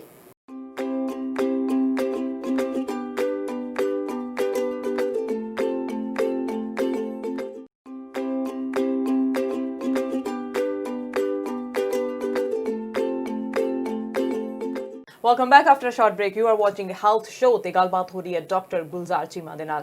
ਸੋ ਡਾਕਟਰ ਚੀਮਾ, ਆਪਾਂ ਬ੍ਰੇਕ ਤੋਂ ਪਹਿਲਾਂ ਗੱਲ ਕੀਤੀ ਹੈ ਕਿ ਜਿਹੜੇ ਹੈਗੇ ਨੇ ਅਸੀਂ ਭੁੱਲ ਚੁੱਕੇ ਹੈਗੇ ਆ ਕਿ ਜਿਹੜਾ ਵਾਇਰਸ ਹੈਗਾ ਆ ਉਹ ਸਾਨੂੰ ਰਿਕਵਰੀ ਰੇਟ ਜਿਹੜੀ ਹੈ ਉਹਦੀ ਵੱਧ ਗਈ ਹੈਗੀ ਤੇ ਵਾਇਰਸ ਨੂੰ ਅਸੀਂ ਕਿਤੇ ਨਾ ਕਿਤੇ ਭੁੱਲ ਚੁੱਕੇ ਆ। ਜਿਹੜਾ ਅਸੀਂ ਕੁਆਰੰਟੀਨ ਦੀ ਗੱਲ ਕੀਤੀ ਸੀ ਕਿ 14 ਦਿਨ ਦਾ ਕੁਆਰੰਟੀਨ ਜਿਹੜਾ ਦੱਸਿਆ ਗਿਆ, ਹੁਣ 14 ਦਿਨ ਇੱਕ ਇਨਸਾਨ ਜਿਹੜਾ ਉਹ ਕੁਆਰੰਟੀਨ ਦੇ ਵਿੱਚ ਚਲਾ ਗਿਆ, ਆਈਸੋਲੇਸ਼ਨ ਦੇ ਵਿੱਚ ਚਲਾ ਗਿਆ, 14 ਦਿਨ ਉਹਦੇ ਕੰਪਲੀਟ ਹੋ ਗਏ। ਹੁਣ 14 ਦਿਨਾਂ ਦੇ ਵਿੱਚ ਵਾਇਰਸ ਆਪਣੇ ਆਪ ਠੀਕ ਹੋ ਜਾਂਦਾ ਹੈ ਜਾਂ 14 ਦਿਨਾਂ ਤੋਂ ਜ਼ਿਆਦਾ ਟਾਈਮ ਵੀ ਲੱਗਦਾ ਹੈ ਰਿਕਵਰੀ ਦੇ ਲਈ? ਦੇਖੋ, ਜਿਹੜਾ ਤੇ ਇਨਸਾਨ ਫਿਟ ਹੈ ਉਹਨਾਂ ਦੀ ਰਿਕਵਰੀ ਰੇਟ ਤੇ ਬਹੁਤ ਬੜੀ ਫਾਸਟ ਹੁੰਦੀ ਹੈ, ਉਹਨਾਂ ਨੂੰ ਕੋਈ ਮੇਜਰ ਸਾਈਡ ਇਫੈਕਟ ਨਹੀਂ ਹੁੰਦਾ। ਜਿਹੜੇ ਆਲਰੇਡੀ ਜਿਨ੍ਹਾਂ ਦੀ ਏਜ ਜ਼ਿਆਦਾ 65 ਤੋਂ ਜ਼ਿਆਦਾ ਜਾਂ ਉਹਨਾਂ ਨੂੰ ਮੈਡੀਕਲ ਕੰਡੀਸ਼ਨ ਨੇ, ਭਾਰਾਪਾ ਨੇ, ਉਹਨਾਂ ਮੋਟਾਪਾ ਹੈ ਜਾਂ ਉਹਨਾਂ ਨੂੰ high blood pressure, diabetes, kidney problem, ਲੰਗ ਡਿਜ਼ੀਜ਼ ਹੈ ਜਾਂ ਬਾਡੀ ਦੇ ਵਿੱਚ ਉਹਨਾਂ ਨੂੰ ਕੋਈ ਕੈਂਸਰ ਦੀ ਪ੍ਰੋਬਲਮ ਸੀ, ਉਹਨਾਂ ਨੇ ਕੈਂਸਰ ਦੀ ਟ੍ਰੀਟਮੈਂਟ ਲਈ ਸੀ, ਸਿਸਟਮ ਉਹਨਾਂ ਦਾ ਡਾਊਨ ਹੈ, ਆਲਰੇਡੀ ਇਮਿਊਨ ਸਿਸਟਮ ਕੰਪਰੋਮਾਈਜ਼ ਹੈ, ਉਹਨਾਂ ਦੀ ਪ੍ਰੋਬਲਮ ਆਉਂਦੀ ਹੈ। ਜਿਹੜੇ ਹੈਲਥੀ ਲੋਕ ਨੇ 14 ਦਿਨਾਂ ਬਾਅਦ ਮੋਸਟਲੀ ਉਹ ਠੀਕ ਹੋ ਜਾਂਦੇ ਨੇ, ਪਰ ਉਹਨਾਂ ਦੇ ਵਿੱਚ ਜਿਹੜਾ ਇਮਿਊਨਿਟੀ ਲੈਵਲ ਉਹ ਕਿੰਨੀ ਦੇਰ ਤੱਕ ਰਹਿਣਾ ਇਹਦੇ ਬਾਰੇ ਕੋਈ ਸਟੱਡੀ ਨਹੀਂ ਹੈਗੀ 100% ਵੀ ਕਹਿ ਦੇਣ ਵੀ ਅੱਜ ਤੁਹਾਨੂੰ ਇਨਫੈਕਸ਼ਨ ਹੋ ਗਈ ਹੈ, ਤੁਹਾਨੂੰ ਵਰੀ ਕਰਨ ਦੀ ਕੋਈ ਜ਼ਰੂਰਤ ਨਹੀਂ। ਸੋ ਇਸ ਕਰਕੇ ਜਿਹੜਾ ਨਾ ਇਹ ਜਿਹੜਾ ਸਵਾਲ ਹੈ ਨਾ, ਇਹਦਾ ਜਵਾਬ 100% ਮੇਰੇ ਕੋਲ ਨਹੀਂ ਹੈਗਾ ਜੀ, ਕਿਉਂਕਿ ਕਿਸੇ ਕੋਲ ਨਹੀਂ ਹੈਗਾ। ਨਾਲ ਹੁਣ ਜਦੋਂ 14 ਦਿਨ ਦੇ ਕੁਆਰੰਟਾਈਨ ਦੀ ਵੀ ਗੱਲ ਕੀਤੀ ਹੈ, ਇੱਕ ਕੁਐਸਚਨ ਇਹ ਵੀ ਬਹੁਤ ਵਾਰੀ ਅਸੀਂ ਦੇਖਿਆ ਹੈਗਾ, ਐਗਜ਼ਾਮਪਲਸ ਵੀ ਬਹੁਤ ਹੈਗੀਆਂ ਨੇ ਕਿ ਇੱਕ ਦਾ ਕਿਸੇ ਨੂੰ ਕਰੋਨਾ ਵਾਇਰਸ ਪੋਜ਼ਿਟਿਵ ਹੈ, ਉਹਨੇ ਕੁਆਰੰਟਾਈਨ ਕਰ ਲਿਆ 14 ਦਿਨ 20 ਦਿਨ, ਉਹਨੂੰ ਲੱਗਿਆ ਕਿ ਮੈਂ ਠੀਕ ਹਾਂ, ਹੁਣ ਮੇਰੇ ਕੋਲ ਵਿੱਚ ਕੋਈ ਸਿੰਪਟਮ ਨਹੀਂ ਹੈਗਾ, ਮੈਂ ਨਾਰਮਲ ਲਾਈਫ ਦੇ ਵਿੱਚ ਜਿਉ ਰਿਹਾ ਹੈਗਾ, ਪਰ ਜਦੋਂ ਦੁਬਾਰਾ ਟੈਸਟ ਹੁੰਦਾ ਉਹਨਾਂ ਦਾ ਤਾਂ ਉਹ ਫਿਰ ਤੋਂ ਪੋਜ਼ਿਟਿਵ ਆਉਂਦਾ। ਉਹਦੇ ਕੀ ਕਾਰਨ ਹੈ? ਪਰ ਹੈਲਥੀ ਹੈ ਪੂਰਾ, ਜਿਹੜੇ ਸਿੰਪਟਮ ਸੀ ਉਹ ਵੀ ਚਲੇ ਗਏ ਨੇ, ਪਰ ਪੋਜ਼ਿਟਿਵ ਫਿਰ ਵੀ ਆ ਰਿਹਾ। ਨਹੀਂ, ਪੋਜ਼ਿਟਿਵ ਤੇ ਉਹਦਾ ਟੈਸਟ ਤੇ ਆਉਣਾ, ਕਿਉਂਕਿ ਉਹਦੀ ਬਾਡੀ ਵਿੱਚ ਐਂਟੀਬਾਇਓਟਿਕਸ ਬਣੀਆਂ ਨੇ, ਜਿਹੜੀਆਂ ਐਂਟੀਬਾਇਓਟਿਕ ਟੈਸਟ ਉਹਦੇ ਪੋਜ਼ਿਟਿਵ ਆਉਣਾ, ਦੈਟਸ ਅ ਗੁੱਡ ਸਾਈਨ ਕਿ ਉਹਦੀ ਬਾਡੀ ਦੇ ਵਿੱਚ ਸਟਰੈਂਥ ਬਣ ਗਈ ਹੈ। ਪਰ ਦੁਬਾਰਾ ਉਹਨੂੰ ਫੁੱਲ ਫਲੈਜ ਜਿਹੜੀ ਨਾ ਪੂਰੀ ਜਿਹੜੀ ਇਨਫੈਕਸ਼ਨ ਹੋਣੀ ਹੈ, ਉਹ ਜਿਹੜੇ ਨਾ ਚਾਂਸਸ ਹੈ ਨੇ, ਪਰ ਬਹੁਤ ਰੇਅਰ ਨੇ। ਪਰ ਕਿੰਨੇ ਟਾਈਮ ਬਾਅਦ ਆ ਸਕਦਾ ਹੈ? ਉਹ ਪਤਾ ਨਹੀਂ, ਉਹਦੇ ਬਾਰੇ ਕਿਸੇ ਨੂੰ ਨਹੀਂ ਪਤਾ ਹੈਗਾ ਕਿ ਕਿੰਨੀ ਦੇਰ ਤੱਕ ਉਹ ਰਹਿਣੀ ਇਮਿਊਨਿਟੀ, ਕਿੰਨੀ ਦੇਰ ਤੱਕ ਐਕਸਪੋਜ਼ਰ ਹੋਣਾ। ਇੱਕ ਇੱਥੇ ਮੈਂ ਗੱਲ ਕਰ ਦੇਣੀ ਚਾਹੁੰਦਾ, ਬੜੀ ਜ਼ਰੂਰੀ, ਭੁੱਲ ਗਿਆ ਸੀ ਕਿ ਜਿਹੜੇ ਲੋਕ ਨੇ ਫॉर ਐਗਜ਼ਾਮਪਲ ਕਿ ਇੱਕ ਕਮਰੇ ਵਿੱਚ 20 ਆਦਮੀ ਬੈਠੇ ਨੇ, 20 ਇਨਸਾਨ ਬੈਠੇ ਨੇ, 2-2 ਮੀਟਰ 'ਤੇ ਬੈਠੇ ਨੇ, ਜੇ ਉਹਨਾਂ ਵਿੱਚੋਂ ਕਿਸੇ 1, 2 ਜਾਂ 3 ਨੂੰ ਜੇ ਕਰੋਨਾ ਵਾਇਰਸ ਹੈਗੀ, ਉਹ ਜੇ ਖੰਘਦੇ ਪਏ ਨੇ ਜ਼ੋਰ ਨਾਲ, ਬਹੁਤ ਜ਼ੋਰ ਨਾਲ, ਜਿੰਨਾ ਉਹ ਜ਼ਿਆਦਾ ਐਕਸਪੋਜ਼ਰ ਦੇ ਰਹੇ ਨੇ ਬਾਕੀਆਂ ਨੂੰ, ਉਨੇ ਹੀ ਚਾਂਸਸ ਨੇ ਉਹਨਾਂ ਦੂਜਿਆਂ ਦੀ ਪ੍ਰੋਬਲਮ ਆਉਂਦੇ। ਜਿਹੜਾ ਟਾਈਮ ਆਫ ਐਕਸਪੋਜ਼ਰ ਤੇ ਉੱਦਾਂ ਵੀ ਕੁਆਂਟੀਟੀ ਜਿਹੜੀ ਹੈ ਨਾ, ਉਹ ਵੀ ਬੜਾ ਇੰਪੋਰਟੈਂਟ ਹੈ। ਡਿਸਟੈਂਸ ਤੇ ਹੈ ਹੀ ਹੈ ਇੰਪੋਰਟੈਂਟ। ਫॉर ਐਗਜ਼ਾਮਪਲ ਜੇ ਇੱਕ ਕਮਰਾ ਸਾਰਾ ਬੰਦ ਹੈ, ਉਹਦੀ ਵੈਂਟੀਲੇਸ਼ਨ ਹੈ ਨਹੀਂ, ਉਹਦਾ ਸਿਸਟਮ ਨਹੀਂ ਹੈਗਾ ਏਰੀਏਸ਼ਨ ਦਾ, ਸਾਰਾ ਕੁਝ ਤੁਹਾਡੀ ਘਰ ਬੜੇ ਤੇ ਤੁਸੀਂ ਇੱਕ ਕਮਰੇ 'ਚ ਹੀ ਸਾਰੇ ਜਣੇ ਬੈਠੇ ਹੋ, ਉੱਥੇ ਚਾਂਸਸ ਜ਼ਿਆਦਾ ਨੇ। ਉੱਥੇ ਇਸੇ ਕਰਕੇ ਆ ਜਿਹੜੀਆਂ ਪਾਰਟੀਆਂ ਨੇ 50-50 ਵਾਲੀਆਂ 'ਚ ਪ੍ਰੋਬਲਮ ਆਈ ਹੈ, ਕਿਉਂਕਿ ਕਿਸੇ ਨੇ ਮੋਨੀਟਰ ਨਹੀਂ ਕੀਤਾ ਕਿ ਇਹ ਨਹੀਂ ਵੇਖਿਆ ਵੀ ਮੈਂ ਇੱਕ ਡਰਿੰਕ ਲੈ ਕੇ ਤਾਂ ਮੈਂ ਹੁਣ ਉਹੀ ਕੰਮ ਸ਼ੁਰੂ ਕਰਨਾ ਜਿਹੜਾ ਮੈਂ 9 ਮਹੀਨੇ ਪਹਿਲਾਂ ਕਰਦਾ ਸੀ। You have to stay very, ਤੁਹਾਨੂੰ ਮਾਈਂਡ ਸੈਟ ਆਪਣਾ ਚੇਂਜ ਕਰਨਾ ਪੈਣਾ ਪਰਮਾਨੈਂਟਲੀ, ਵੀ ਡਿਸਟੈਂਸ ਨਹੀਂ ਕਰ ਸਕਦੇ। ਬਾਕੀ ਹੈਗਾ ਕਿ ਜਿਹੜਾ ਫਿਜ਼ੀਕਲ ਜਿਹੜਾ ਨਾ ਕੰਮ, ਉਹ ਬੜਾ ਇੰਪੋਰਟੈਂਟ ਹੈ ਕਿ ਡਿਸਟੈਂਸ ਨੂੰ ਮੇਨਟੇਨ ਕਰਨਾ। ਤੇ ਪਰ ਜਿਹੜਾ ਮਾਸਕ ਹੈ ਨਾ, ਮਾਸਕ ਬਾਰੇ ਮੈਂ ਗੱਲ ਕਰਨੀ ਚਾਹੁੰਦਾ, ਤੇ ਤੁਸੀਂ ਮੈਨੂੰ ਸਵਾਲ। ਜੀ ਬਿਲਕੁਲ, ਅਸੀਂ ਜਿਵੇਂ ਮੈਂ ਕਿਵੇਂ ਕਿਹਾ ਕਿ ਜਦੋਂ ਤਾਂ ਅਸੀਂ ਬਹੁਤ ਥੋੜੇ ਕੇਸ ਜਦੋਂ ਸਟਾਰਟ ਸੀ, ਉਦੋਂ ਬੜੇ ਅਸੀਂ ਕੌਸ਼ੀਅਸਲੀ ਜਾਂਦੇ ਸੀਗੇ, ਸਟੋਰਸ ਦੇ ਵਿੱਚ ਜਾਂਦੇ ਸੀ, ਬੜੇ ਮਾਸਕ ਅਸੀਂ ਸੈਨੀਟਾਈਜ਼ਰ ਯੂਜ਼ ਕਰਨ ਲੱਗੇ। ਅਸੀਂ ਪਹਿਲੇ ਦਿਨਾਂ ਦੇ ਵਿੱਚ ਜਿੱਥੇ ਇੱਕ ਦਿਨ ਦੇ ਵਿੱਚ 10-10, 20 ਵਾਰੀ ਹੱਥ ਧੋਂਦੇ ਹੁੰਦੇ ਸੀਗੇ ਜਾਂ ਸੈਨੀਟਾਈਜ਼ ਯੂਜ਼ ਕਰਦੇ ਹੁੰਦੇ ਸੀ ਜਾਂ ਅਸੀਂ ਮਾਸਕ ਪਾ ਕੇ ਜਾਂਦੇ ਸੀ, ਉਹ ਜਿਹੜੀ ਰੈਗੂਲਰਿਟੀ ਹੈਗੀ ਆ ਉਹ ਹੁਣ ਘਟ ਰਹੀ ਹੈ। ਅਸੀਂ ਜੇ ਵਾਰ-ਵਾਰ, ਕਈ ਵਾਰ ਤਾਂ ਆਦਤ ਹੀ ਪੈ ਗਈ ਸੀ ਸਾਨੂੰ ਕਿ ਅਸੀਂ ਵਾਰ-ਵਾਰ ਜੇ ਕਿਸੇ ਵੀ ਚੀਜ਼ ਨੂੰ ਟੱਚ ਕਰ ਰਹੇ ਹੈਗੇ ਤਾਂ ਹੈਂਡ ਵਾਸ਼ ਕਰ ਰਹੇ ਹੈਗੇ ਆ, ਪਰ ਹੁਣ ਜਿਹੜੀ ਹੈ ਉਹ ਹੈਂਡ ਵਾਸ਼ਿੰਗ ਵੀ ਲੋਕਾਂ ਦੀ ਮੈਂ ਦੇਖੀ ਹੈ ਘਟ ਗਈ ਹੈ, ਮਾਸਕ ਪਾਉਣਾ ਵੀ ਘਟ ਗਿਆ ਹੈਗਾ ਆ, ਜਾਂ ਇਹਦੇ ਬਾਰੇ ਡਿਬੇਟ ਵੀ ਬਹੁਤ ਹੈਗੀ ਹੈ ਕਿ ਸਾਨੂੰ ਗਲਵਜ਼ ਪਾਉਣੇ ਚਾਹੀਦੇ ਨੇ, ਮਾਸਕ ਜ਼ਿਆਦਾ ਜ਼ਰੂਰੀ ਨੇ, ਤੇ ਨਾਲ-ਨਾਲ ਮਾਸਕ ਜਿਹੜੇ ਨੇ ਉਹ ਕਿਸ ਤਰ੍ਹਾਂ ਦੇ ਪਾਉਣੇ ਚਾਹੀਦੇ ਨੇ ਤੇ ਕਿੱਥੇ-ਕਿੱਥੇ ਪਾਉਣੇ ਚਾਹੀਦੇ ਨੇ। ਸੋ ਬਹੁਤ ਸਾਰੀ ਕਨਫਿਊਜ਼ਨ ਜਿਹੜੀ ਹੈਗੀ ਅਸੀਂ ਅਰਾਊਂਡ ਦੇਖੀ ਹੈਗੀ ਆਪਣੀ। ਦੇਖੋ, ਇਹਦੇ ਬਾਰੇ ਤਾਂ ਨਾ ਮੈਂ ਇੱਕ ਕਰਕੇ ਮੈਂ ਸਾਰੇ ਸਵਾਲਾਂ ਦਾ ਜਵਾਬ ਦੇਣਾ। ਪਹਿਲੀ ਗੱਲ ਤੇ ਜਿਹੜਾ ਨਾ ਹੈਂਡ ਵਾਸ਼ਿੰਗ, ਉਹ ਤੇ ਬੰਦ ਨਹੀਂ ਕਰਨੀ ਚਾਹੀਦੀ। ਹੈਂਡ ਵਾਸ਼ਿੰਗ ਬਾਕੀ ਕੰਮਾਂ ਲਈ ਵੀ ਠੀਕ ਹੈ ਤੇ ਇਸ ਕੰਮ ਲਈ ਵੀ ਠੀਕ ਹੈ। ਜਿਹੜਾ ਫਿਜ਼ੀਕਲ ਸੀ ਸਰਫੇਸ, ਉਹਦੇ ਬਾਰੇ ਵੀ ਉਹਨਾਂ ਕਿਹਾ ਵੀ ਜਿਹੜਾ ਨਾ 100% ਉਹ ਆਪਾਂ ਨੂੰ ਕਲੀਨ ਕਰਨਾ ਚਾਹੀਦਾ, ਕਿਉਂਕਿ ਜਿਹੜੀ ਵਾਇਰਸ ਹੈ ਇਹ ਸਰਵਾਈਵ ਕਰਦੀ ਹੈ। ਕਈ ਕਹਿ ਰਹੇ ਨੇ 8 ਘੰਟੇ ਤੋਂ ਲੈ ਕੇ 3 ਦਿਨ ਤੱਕ ਵੀ ਕਰ ਸਕਦੀ ਸਰਵਾਈਵ। ਉਹ ਵੀ ਉਹੀ ਕੰਮ ਕਰਨਾ ਪੈਣਾ। ਡੋਰਸ ਦੇ ਨੌਬ ਜਾਂ ਘਰ ਦੇ ਵਿੱਚ ਸਫਾਈ ਉਹ ਵੀ ਕਰਨੀ ਪੈਣੀ ਹੈ। ਉਹ ਤੇ ਬੰਦ ਨਹੀਂ ਕਰਨਾ ਚਾਹੀਦਾ ਸਾਨੂੰ, ਨਾ ਹੀ ਲੋਕਾਂ ਨੇ ਬੰਦ ਕੀਤਾ। ਪਰ ਜਿਹੜਾ ਮਾਸਕ ਦਾ ਕੰਮ ਹੈ ਨਾ, ਉਹ ਪ੍ਰੋਬਲਮ ਵਿੱਚ ਹੈ। ਪਤਾ ਕੀ ਗੱਲ, ਸ਼ੁਰੂ ਦੇ ਵਿੱਚ ਜਦੋਂ ਮਾਸਕ ਬਾਰੇ ਕਿਹਾ ਵੀ ਜਦੋਂ ਵੀ ਕੋਈ ਪਾਲਿਸੀ ਬਣਦੀ ਹੈ, ਜਦੋਂ ਕੋਈ ਹੈਲਥ ਪ੍ਰੋਫੈਸ਼ਨਲ ਜਾਂ ਪਾਲਿਸੀ ਮੇਕਰ ਖੜਾ ਹੋ ਕੇ ਇਹ ਕਹਿ ਰਿਹਾ ਕਿ ਮਾਸਕ ਹੋ ਸਕਦਾ ਫਾਇਦਾ ਕਰਨ, ਤੁਹਾਨੂੰ ਕਰ ਸਕਦੇ ਨੇ, ਪਤਾ ਨਹੀਂ ਤੁਹਾਡੀ ਮਰਜ਼ੀ ਹੈ, ਉਹ ਕੱਚਾ ਜਿਹਾ ਕੰਮ ਕਰਨਾ ਪ੍ਰੋਬਲਮ ਆ ਰਹੀ ਹੈ। ਗੱਲ ਕਰਨੀ ਚਾਹੀਦੀ ਹੈ ਜਦੋਂ ਮਾਸਕ ਦਾ ਮਤਲਬ ਹੈ ਕਿ ਸਪਰੈਡ ਤੇ ਹੋ ਰਿਹਾ ਬਾਈ ਫਿਜ਼ੀਕਲ ਥੁੱਕਣ ਦੇ ਨਾਲ, ਗੱਲਬਾਤ ਕਰਨ ਦੇ ਨਾਲ, ਖੰਘਣ ਦੇ ਨਾਲ, ਜ਼ੁਕਾਮ ਜੋ ਵੀ ਹੈਗੇ ਡ੍ਰੌਪਲੈਟਸ ਨੇ ਫੈਲਣਾ, ਉਹਨੂੰ ਬੰਦ ਕਰਨ ਵਾਸਤੇ 2 ਮੀਟਰ ਕਿਉਂ ਕਹਿੰਦੇ ਪਏ ਆ? ਕਿਉਂਕਿ 2 ਮੀਟਰ ਦੇ ਬੈਰੀਅਰ ਕਰੋ। ਬੈਰੀਅਰ ਕਿਸ ਤਰ੍ਹਾਂ ਹੋਣੇ ਨੇ? ਮਾਸਕ ਦਾ ਜਿਹੜਾ ਬੈਰੀਅਰ ਐਟਲੀਸਟ ਕੁਛ ਤੇ ਉਹਦਾ ਰੋਕਥਾਮ ਹੋਏਗੀ। ਤੇ ਜਿਹੜਾ ਬੈਰੀਅਰ ਹੈ ਉਹ ਜੇ ਇੱਕ ਲਾਏ ਬੰਦਾ ਕੰਮ ਕਰਨ ਵਾਲਾ ਤੇ 20 ਬੰਦੇ ਕੰਮ ਕਰਨ ਵਾਲੇ ਉਹ ਨਾਲ ਲਾਉਣ ਤੇ ਉਹਦਾ ਕੋਈ ਮਤਲਬ ਨਹੀਂ ਬਣਦਾ। ਉਹ ਤੇ ਸਾਰਿਆਂ ਨੂੰ ਜਿਹੜਾ ਨਾ ਡਿਸਿਪਲਿਨ ਸ਼ੋਅ ਕਰਨਾ ਪੈਣਾ ਕਿ ਮਾਸਕ ਜਿਹੜੇ ਨਾ, ਹੋ ਸਕਦਾ ਇੱਕ ਟਾਈਮ ਆਏਗਾ ਕਿ ਇਹਨਾਂ ਨੂੰ ਕਹਿਣਾ ਪੈਣਾ ਵੀ ਸਾਰੇ ਮਾਸਕ ਲਾਓ, maybe for A long period of time.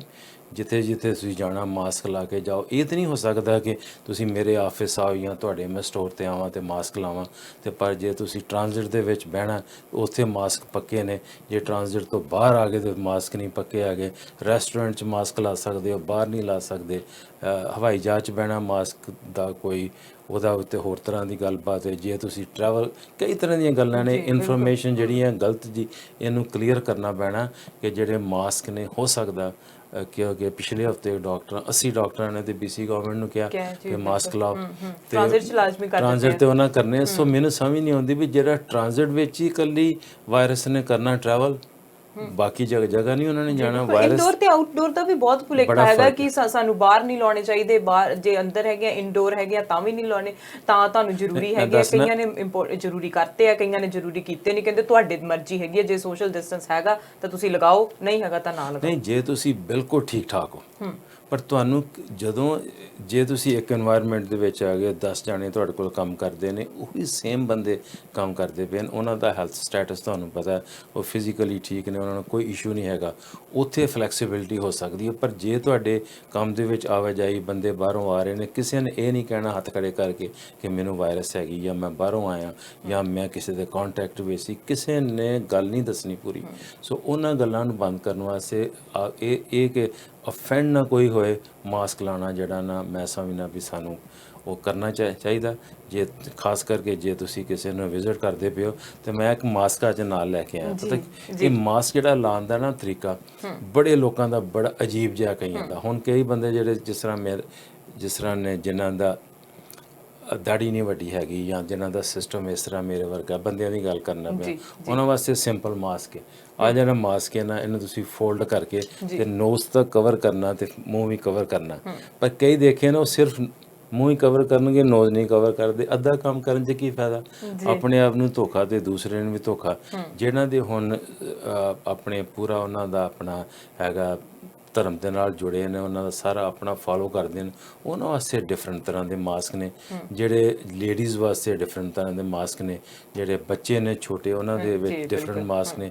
ਪਰ 10 ਸਾਲ ਦੀ ਉਮਰ ਤੋਂ ਉੱਪਰ ਹੀ ਮਾਸਕ ਪਾਉਣਾ, ਥੱਲੇ ਵਾਲੇ ਤੇ ਫਿਰ ਪ੍ਰੋਬਲਮ ਆ ਸਕਦੀ। ਫੋਰ ਐਗਜ਼ਾਮਪਲ ਜੇ ਬੱਚਾ 6 ਮਹੀਨਿਆਂ ਦਾ, ਸਾਲ ਦਾ, ਉਹ 'ਚ ਮਾਸਕ ਕਿੱਦਾਂ ਪਾਓਗੇ? ਸੋ ਬੜਾ ਇਹ ਨਾ ਮੈਂ ਸਮਝਦਾ ਬੜਾ ਕਨਫਿਊਜ਼ਨ ਇਹਨਾਂ ਨੇ ਕ੍ਰੀਏਟ ਕੀਤਾ। ਚਾਹੀਦਾ ਕਿ ਚੰਗੀ ਤਰ੍ਹਾਂ ਐਕਸਪਲੇਨ ਕਰਨ, ਬਾਹਰ ਆ ਕੇ ਸਾਰਿਆਂ ਨੂੰ ਫਿਰ ਐਕਸਪਲੇਨ ਕਰਨ ਵੀ ਜਿਹੜਾ ਮਾਸਕ ਹੈ ਉਹ ਇੰਪੋਰਟੈਂਟ ਹੈ। ਜਿੰਨੀ ਦੇਰ ਤੱਕ ਇਹਦੀ ਰੋਕਥਾਮ ਨਹੀਂ ਹੁੰਦੀ ਮਾਸਕ ਲਾਓ, ਜਿੰਨੀ ਦੇਰ ਤੱਕ ਤੁਹਾਨੂੰ 100% ਸ਼ੋਰਟੀ ਨਹੀਂ ਕਿ ਵੈਕਸੀਨੇਸ਼ਨ ਤੋਂ ਬਾਅਦ 6 ਮਹੀਨੇ, ਸਾਲ, 2 ਸਾਲ ਦੇ ਬਾਅਦ ਜਿੰਨੀ ਦੇਰ ਤੱਕ ਕੰਟਰੋਲ ਨਹੀਂ ਹੁੰਦਾ, ਉਨੀ ਦੇਰ ਤੱਕ ਮਾਸਕ ਜਿਹੜਾ ਇਹ ਚਾਹੀਦਾ ਸਾਡੀ ਲਾਈਫ ਦਾ ਇੱਕ ਹਿੱਸਾ ਬਣ ਜਾਣਾ। ਜਿਸ ਤਰ੍ਹਾਂ ਆਪਾਂ ਟਾਈ ਲਾਉਂਦੇ, ਆਪਾਂ ਹੋਰ ਕੰਮ ਕਰਨੇ ਆ, ਮਾਸਕ ਵੀ ਲੋਕਾਂ ਨੂੰ ਲਾਉਣੇ ਪੈਣੇ ਨੇ। ਜੇ ਨਾਲ ਲਾਵਾਂਗੇ ਤਾਂ ਨੁਕਸਾਨ ਹੋਣਾ। ਮੈਂ ਦੇਖਿਆ ਡਾਕਟਰ ਸਾਹਿਬ ਕਈਆਂ ਕਹਿੰਦੇ ਕਿ ਮਾਸਕ ਲਾਉਣੇ ਸਾਨੂੰ ਬਹੁਤ ਔਖੇ ਲੱਗਦੇ ਹੈਗੇ ਜਾਂ ਸਾਹ ਨਹੀਂ ਆਉਂਦਾ, ਪਰ ਥੋੜੇ ਟਾਈਮ ਬਾਅਦ ਯੂਜ਼ਡ ਟੂ ਵੀ ਹੋ ਜਾਂਦੇ ਆ। ਕਹਿ ਦਿੰਦੇ ਕਿ ਅਸੀਂ ਯੂਜ਼ਡ ਟੂ ਹੋ ਗਏ ਆ। ਪਰ ਅਨਲੈਸ ਤੁਹਾਨੂੰ ਕੋਈ ਹੈਲਥ ਕੰਡੀਸ਼ਨ ਜੇ ਨਹੀਂ ਹੈਗੀ ਤਾਂ ਤੁਸੀਂ ਮਾਸਕ ਜਿਹੜਾ ਹੈ ਉਹ ਲਗਾਓ, ਪਰ ਜੇ ਤੁਹਾਨੂੰ ਕੋਈ ਹੈਲਥ ਕੰਡੀਸ਼ਨ ਹੈਗੀ ਆ ਤਾਂ ਐਗਜ਼ੈਂਪਸ਼ਨਸ ਦਿੱਤੀਆਂ ਹੋਈਆਂ ਨਹੀਂ, ਉਹ ਤੁਸੀਂ ਆਪ ਫੈਸਲਾ ਕਰਨਾ। ਫੋਰ ਐਗਜ਼ਾਮਪਲ ਵੀ ਜੇ ਤੁਹਾਨੂੰ ਹੈਲਥ ਕੰਡੀਸ਼ਨ ਕਿਹੋ ਜੀ ਹੈਗੀ ਹੈ, ਜਿਹਦੇ ਨਾਲ ਸਪੋਜ਼ ਵੀ ਸਾਹ ਦੀ ਪ੍ਰੋਬਲਮ ਹੈ, ਆਕਸੀਜਨ ਦੀ ਜ਼ਰੂਰਤ ਪੈਂਦੀ ਹੈ, ਤੁਹਾਨੂੰ ਦਮੇ ਦੀ ਸ਼ਿਕਾਇਤ ਹੈ, ਜਾਂ ਤੁਹਾਨੂੰ ਤੁਸੀਂ ਸਮੋਕ ਕਰਦੇ ਹੋ, ਤੁਹਾਡੇ ਲੰਗਸ ਦਾ ਇਸ਼ੂ ਹੈ, ਤੇ ਤੁਹਾਨੂੰ ਤੇ ਜ਼ਿਆਦਾ ਜ਼ਰੂਰਤ ਹੈ ਮਾਸਕ ਲਾਉਣ ਦੀ, ਤੇ ਤੁਸੀਂ ਉਹਨਾਂ ਨੂੰ ਇਹ ਕਿਸ ਤਰ੍ਹਾਂ ਆਪਾਂ ਕਹਿ ਸਕਦੇ ਹਾਂ ਵੀ ਤੁਹਾਨੂੰ ਜ਼ਰੂਰਤ ਨਹੀਂ ਹੈਗੀ? ਇਹ ਹੈਗਾ ਵੀ ਟਾਈਮ ਤੁਸੀਂ ਥੋੜ੍ਹਾ ਜਿਹਾ ਚੇਂਜ ਕਰ ਲਓ। ਪਹਿਲਾਂ ਲਾ ਕੇ 2-4 ਮਿੰਟ ਜੇ ਉਹਨੂੰ ਤੁਸੀਂ ਆਪਣੇ ਆਪ ਨੂੰ ਐਂਜ਼ਾਈਟੀ ਹੋ ਜਾਂਦੀ ਹੈ, ਸਟ੍ਰੈਸ ਹੋ ਜਾਂਦਾ, ਉਹਨੂੰ ਦੂਰ ਕਰ ਲਓ। ਪਰ ਮਾਸਕ ਲਾਉਣ ਤੋਂ ਬਾਅਦ ਜਿਹੜਾ ਸੇਮ ਮਾਸਕ ਹੈ ਜਿਹੜਾ ਡਿਸਪੋਜ਼ੇਬਲ, ਉਹਨੂੰ ਡਿਸਪੋਜ਼ ਕਰਨਾ ਵੀ ਬਹੁਤ ਇੰਪੋਰਟੈਂਟ ਹੈ। ਜੇ ਮਾਸਕ ਤੁਸੀਂ ਆਪ ਬਣਾਇਆ ਕੱਪੜੇ ਦਾ, ਖੱਦਰ ਦਾ ਜਿਹੜਾ ਕੱਪੜਾ ਨਾ, ਕਾਟਨ 100%, ਉਹ ਜ਼ਿਆਦਾ ਇਫੈਕਟਿਵ ਹੈ।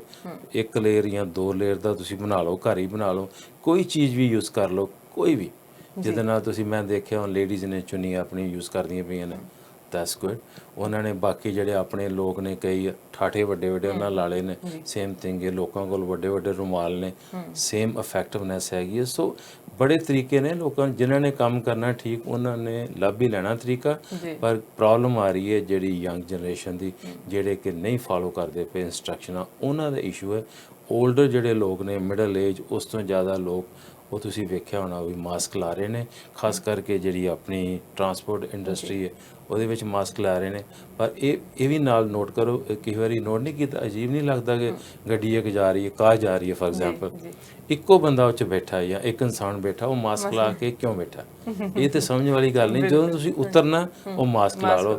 ਆਪਣੀ ਕਾਰ ਦੇ ਵਿੱਚ ਆਪਣੀ ਹਵਾ ਦੇ ਵਿੱਚ ਤੁਸੀਂ ਟਰੈਵਲ ਕਰਦੇ ਪਿਓ, ਮੇਕਸ ਨੋ ਸੈਂਸ ਵੀ ਤੁਸੀਂ ਮਾਸਕ ਲਾਇਆ। ਤਾਂ ਤੁਹਾਨੂੰ ਆਪਣੇ ਆਪ ਨੂੰ ਕਨਵਿੰਸ ਕਰਨਾ ਪੈਣਾ ਹੈਗਾ ਹੈ ਕਿ ਅਸੀਂ ਕੀ ਕਰ ਰਹੇ ਹੈਗੇ, ਕਿੱਥੇ ਜਾ ਰਹੇ ਹਾਂ, ਕਿਹੜੇ এনवायरमेंट 'ਚ ਬੈਠ ਰਹੇ ਹੈਗੇ ਤੇ ਕਿਹੜੀਆਂ ਗਾਈਡਲਾਈਨਸ ਤੁਹਾਨੂੰ ਫੋਲੋ ਕਰਨੀਆਂ ਪੈਣੀਆਂ। ਇਹ ਤਾਂ ਸਿੰਪਲੀ ਜਿਸ ਤਰ੍ਹਾਂ ਆਪਾਂ ਕੋਈ ਚੀਜ਼ ਸੀ, ਰੁਮਾਲ ਸੀ ਸਾਡੇ ਜਿਹੜੀ ਕਲਚਰ ਸਭਿਅਤਾ 'ਚ ਰੁਮਾਲ ਜਿਹੜਾ ਸੀ ਨਾ ਕਿੰਨਾ ਕਾਮਨ ਸੀ। ਇੱਕ ਟਾਈਮ ਸੀ ਕਿ ਰੁਮਾਲ ਤੋਂ ਬਿਨਾਂ ਕੋਈ ਬਾਹਰ ਨਹੀਂ ਸੀ ਜਾਂਦਾ, ਕਿਉਂਕਿ ਸਾਫ਼ ਕਰਨਾ, ਤੁਸੀਂ ਹੱਥ ਸਾਫ਼ ਕਰਨੇ, ਜੋ ਵੀ ਕਰਨਾ ਡਰਾਈ ਕਰ ਲੈਣਾ। ਫਿਰ ਉਸ ਤੋਂ ਬਾਅਦ ਟਿਸ਼ੂ ਪੇਪਰ ਆ ਗਿਆ, ਲੋਕਾਂ ਦਾ ਸਾਰਾ ਮਾਹੌਲ ਬਦਲ ਗਿਆ, ਰੁਮਾਲਾਂ ਦਾ ਫੈਸ਼ਨ ਹੀ ਚਲਾ ਗਿਆ। ਹੁਣ ਉਹ ਵਾਪਸ ਆ ਰਿਹਾ, ਜਿਹੜੀ ਉਹੀ ਰੁਮਾਲ ਨੇ ਉਹੀ ਉਸ ਚੀਜ਼ ਨੂੰ ਯੂਜ਼ ਕਰਦੇ ਪਏ ਨੇ। ਇੱਕ ਟਾਈਮ ਸੀ ਕਿ ਲੋਕਾਂ ਨੇ ਕਹਿਣਾ ਵੀ ਤੁਸੀਂ ਆ ਇਸ਼ੂ ਸੀ ਕਿ ਵਾਰੀ ਫੇਸ ਕਵਰ ਕਰਨਾ ਜਾਂ ਅੱਜ ਉਹਦੇ ਬਾਰੇ ਮੈਂ ਗੱਲ ਨਹੀਂ ਕਰਨਾ ਚਾਹੁੰਦਾ, ਕਿਉਂਕਿ ਥੋੜ੍ਹਾ ਜਿਹਾ ਕੰਟਰੋਵਰਸੀਅਲ ਜੀ ਗੱਲ ਹੈ ਕਿ ਕਿੰਨਾ ਉਹਦਾ ਰੌਲਾ ਪਿਆ ਸੀ ਵੀ। ਸੋ ਆਪਾਂ ਉਹਦੇ ਤੋਂ ਦੂਰ ਰਹਿ ਕੇ ਜਿਹੜਾ ਹੈਲਥ ਦਾ ਜਿਹੜਾ ਹੈ ਨਾ ਪ੍ਰੋਗਰਾਮ, ਉਹਦੇ ਵਿੱਚ ਇਹੋ ਕਹਿ ਰਹੇ ਨੇ ਜਿਹੜਾ ਮਾਸਕ ਹੈ ਪ੍ਰੋਪਰ ਮਾਸਕ ਲਓ, ਜਿਹੜਾ ਆਪ ਬਣਾ ਲਓ ਤੁਸੀਂ। ਪਰ ਜਿਹੜੇ ਬਣਾਉਣ ਵਾਲੇ ਨੇ ਉਹਨਾਂ ਨੂੰ ਵੀ ਪਤਾ ਹੋਏ, ਸਫਾਈ ਦਾ ਹੋਏ। ਬਾਕੀ ਇਹੋ ਜਿਹਾ ਬਣਾਉਣਾ ਵੀ ਜਿਹੜਾ ਉਹਦੇ ਨਾ ਹਿੱਸੇ ਉਹ ਥੋੜ੍ਹੇ ਜਿਹੇ ਫਲੈਕਸੀਬਲ ਹੋਣ। ਤੇ ਕੰਨ ਦੇ ਆਲੇ ਦੁਆਲੇ ਤੁਸੀਂ ਇਹਨੂੰ ਲਾਣਾ, ਲਾ ਕੇ ਪੂਰਾ ਤੇ ਆਪਣੀ ਪ੍ਰੋਟੈਕਸ਼ਨ ਕਰਨੀ ਹੈ। ਪਰ ਕਈ ਲੋਕ ਕਿਤੇ ਜੇ ਫॉर ਐਗਜ਼ਾਮਪਲ ਗੱਲਬਾਤ ਕਰਨੀ ਹੈ, ਹੁਣ ਮੈਂ ਤੁਹਾਡੇ ਸ਼ੋਅ ਤੇ ਆਇਆ ਤੇ ਮੈਂ ਤੁਹਾਡੇ ਸ਼ੋਅ ਦੇ ਵਿੱਚ ਆ ਕੇ ਤੇ ਇਹਨੂੰ ਬੰਨ੍ਹ ਕੇ ਤੇ ਮੈਂ ਬੋਲ ਤੇ ਨਹੀਂ ਨਾ ਸਕਦਾ, ਗੜਬੜ ਹੋਣੀ ਹੈ, ਫਿਰ ਮੇਰੀ ਗੱਲ ਨਹੀਂ ਪੂਰੀ ਹੋਣੀ, ਮੈਨੂੰ ਆਪਣੇ ਆਪ ਐਂਗਜ਼ਾਈਟੀ ਹੋ ਜਾਣੀ ਵੀ ਇਹ ਕੀ ਹੋ ਰਿਹਾ। ਉੱਥੇ 2 ਮੀਟਰ ਦੀ ਤੁਸੀਂ ਦੂਰੀ ਬਣਾ ਸਕਦੇ, ਉੱਥੇ ਅਸੀਂ ਕਰ ਲਓ। ਇਹ ਕਾਮਨ ਗੱਲਾਂ ਨੇ, ਕਾਮਨ ਸੈਂਸ ਹੈ ਤੇ ਕਾਮਨ ਸੈਂਸ ਨੂੰ ਯੂਜ਼ ਕਰੋ। ਜੀ ਬਿਲਕੁਲ ਡਾਕਟਰ ਚੀਮਾ, ਤੁਸੀਂ ਬਹੁਤ ਵਧੀਆ ਦੱਸਿਆ। ਪਰ ਉਮੀਦ ਕਰਦੇ ਹਾਂ ਕਿ ਤੁਹਾਡੇ ਨਾਲ ਅਸੀਂ ਵੈਕਸੀਨ ਦੇ ਬਾਰੇ ਵੀ ਗੱਲ ਕਰਾਂਗੇ ਕਿ ਕਦੋਂ ਆਵੇਗੀ। ਫਿਲਹਾਲ ਦੇ ਲਈ ਇੰਨੀ ਇਨਫੋਰਮੇਸ਼ਨ ਦੇ ਲਈ ਤੁਹਾਡਾ ਬਹੁਤ ਬਹੁਤ ਧੰਨਵਾਦ। ਥੈਂਕ ਯੂ ਜੀ। ਬਿਲਕੁਲ ਹੈਲਥ ਸ਼ੋਅ ਦੇ ਵਿੱਚ ਡਾਕਟਰ ਚੀਮਾ ਦੇ ਨਾਲ ਗੱਲਬਾਤ ਹੋਈ ਸਿੰਪਲ ਸ਼ਬਦਾਂ ਦੇ ਵਿੱਚ, ਜਿਨ੍ਹਾਂ ਨੇ ਦੱਸਿਆ ਕਿ ਕੋਵਿਡ-19 ਦੀਆਂ ਸਿਰਫ ਗਾਈਡਲਾਈਨਸ ਫੋਲੋ ਕਰਨੀਆਂ ਜਿੰਨਾ ਟਾਈਮ ਵੈਕਸੀਨ ਨਹੀਂ ਆਉਂਦੀ। ਸਿੰਪਲ ਗਾਈਡਲਾਈਨਸ ਨੇ ਕਿ ਲੋਕਾਂ ਤੋਂ 2 ਮੀਟਰ ਦੀ ਦੂਰੀ ਬਣਾ ਕੇ ਰੱਖੋ, ਮਾਸਕ ਪਾ ਕੇ ਰੱਖੋ ਤੇ ਹੱਥ ਧੋਂਦੇ ਰਹੋ। ਸਿਰਫ ਫਿਲਹਾਲ ਅਸੀਂ ਇਹੀ ਕਰ ਸਕਦੇ ਹਾਂ। ਨੈਕਸਟ ਐਪੀਸੋਡ ਦੇ ਵਿੱਚ ਇਹਨਾਂ ਦੇ ਨਾਲ ਗੱਲਬਾਤ ਕਰਾਂਗੇ ਅਸੀਂ ਕਿ ਵੈਕਸੀਨ ਕਦੋਂ ਆ ਰਹੀ ਹੈ, ਸਾਡੇ ਤੱਕ ਕਦੋਂ ਪਹੁੰਚ ਰਹੀ ਹੈ। ਤਦ ਤੱਕ ਤੁਸੀਂ ਰੱਖੋ ਆਪਣਾ ਖਿਆਲ ਤੇ ਦੇਖਦੇ ਰਹੋ ਸਾਂਝਾ ਟੀਵੀ। ਮੈਨੂੰ ਅਰਸ਼ਦੀਪ ਨੂੰ ਦਿਓ ਇਜਾਜ਼ਤ। ਸਤਿ ਸ਼੍ਰੀ ਅਕਾਲ।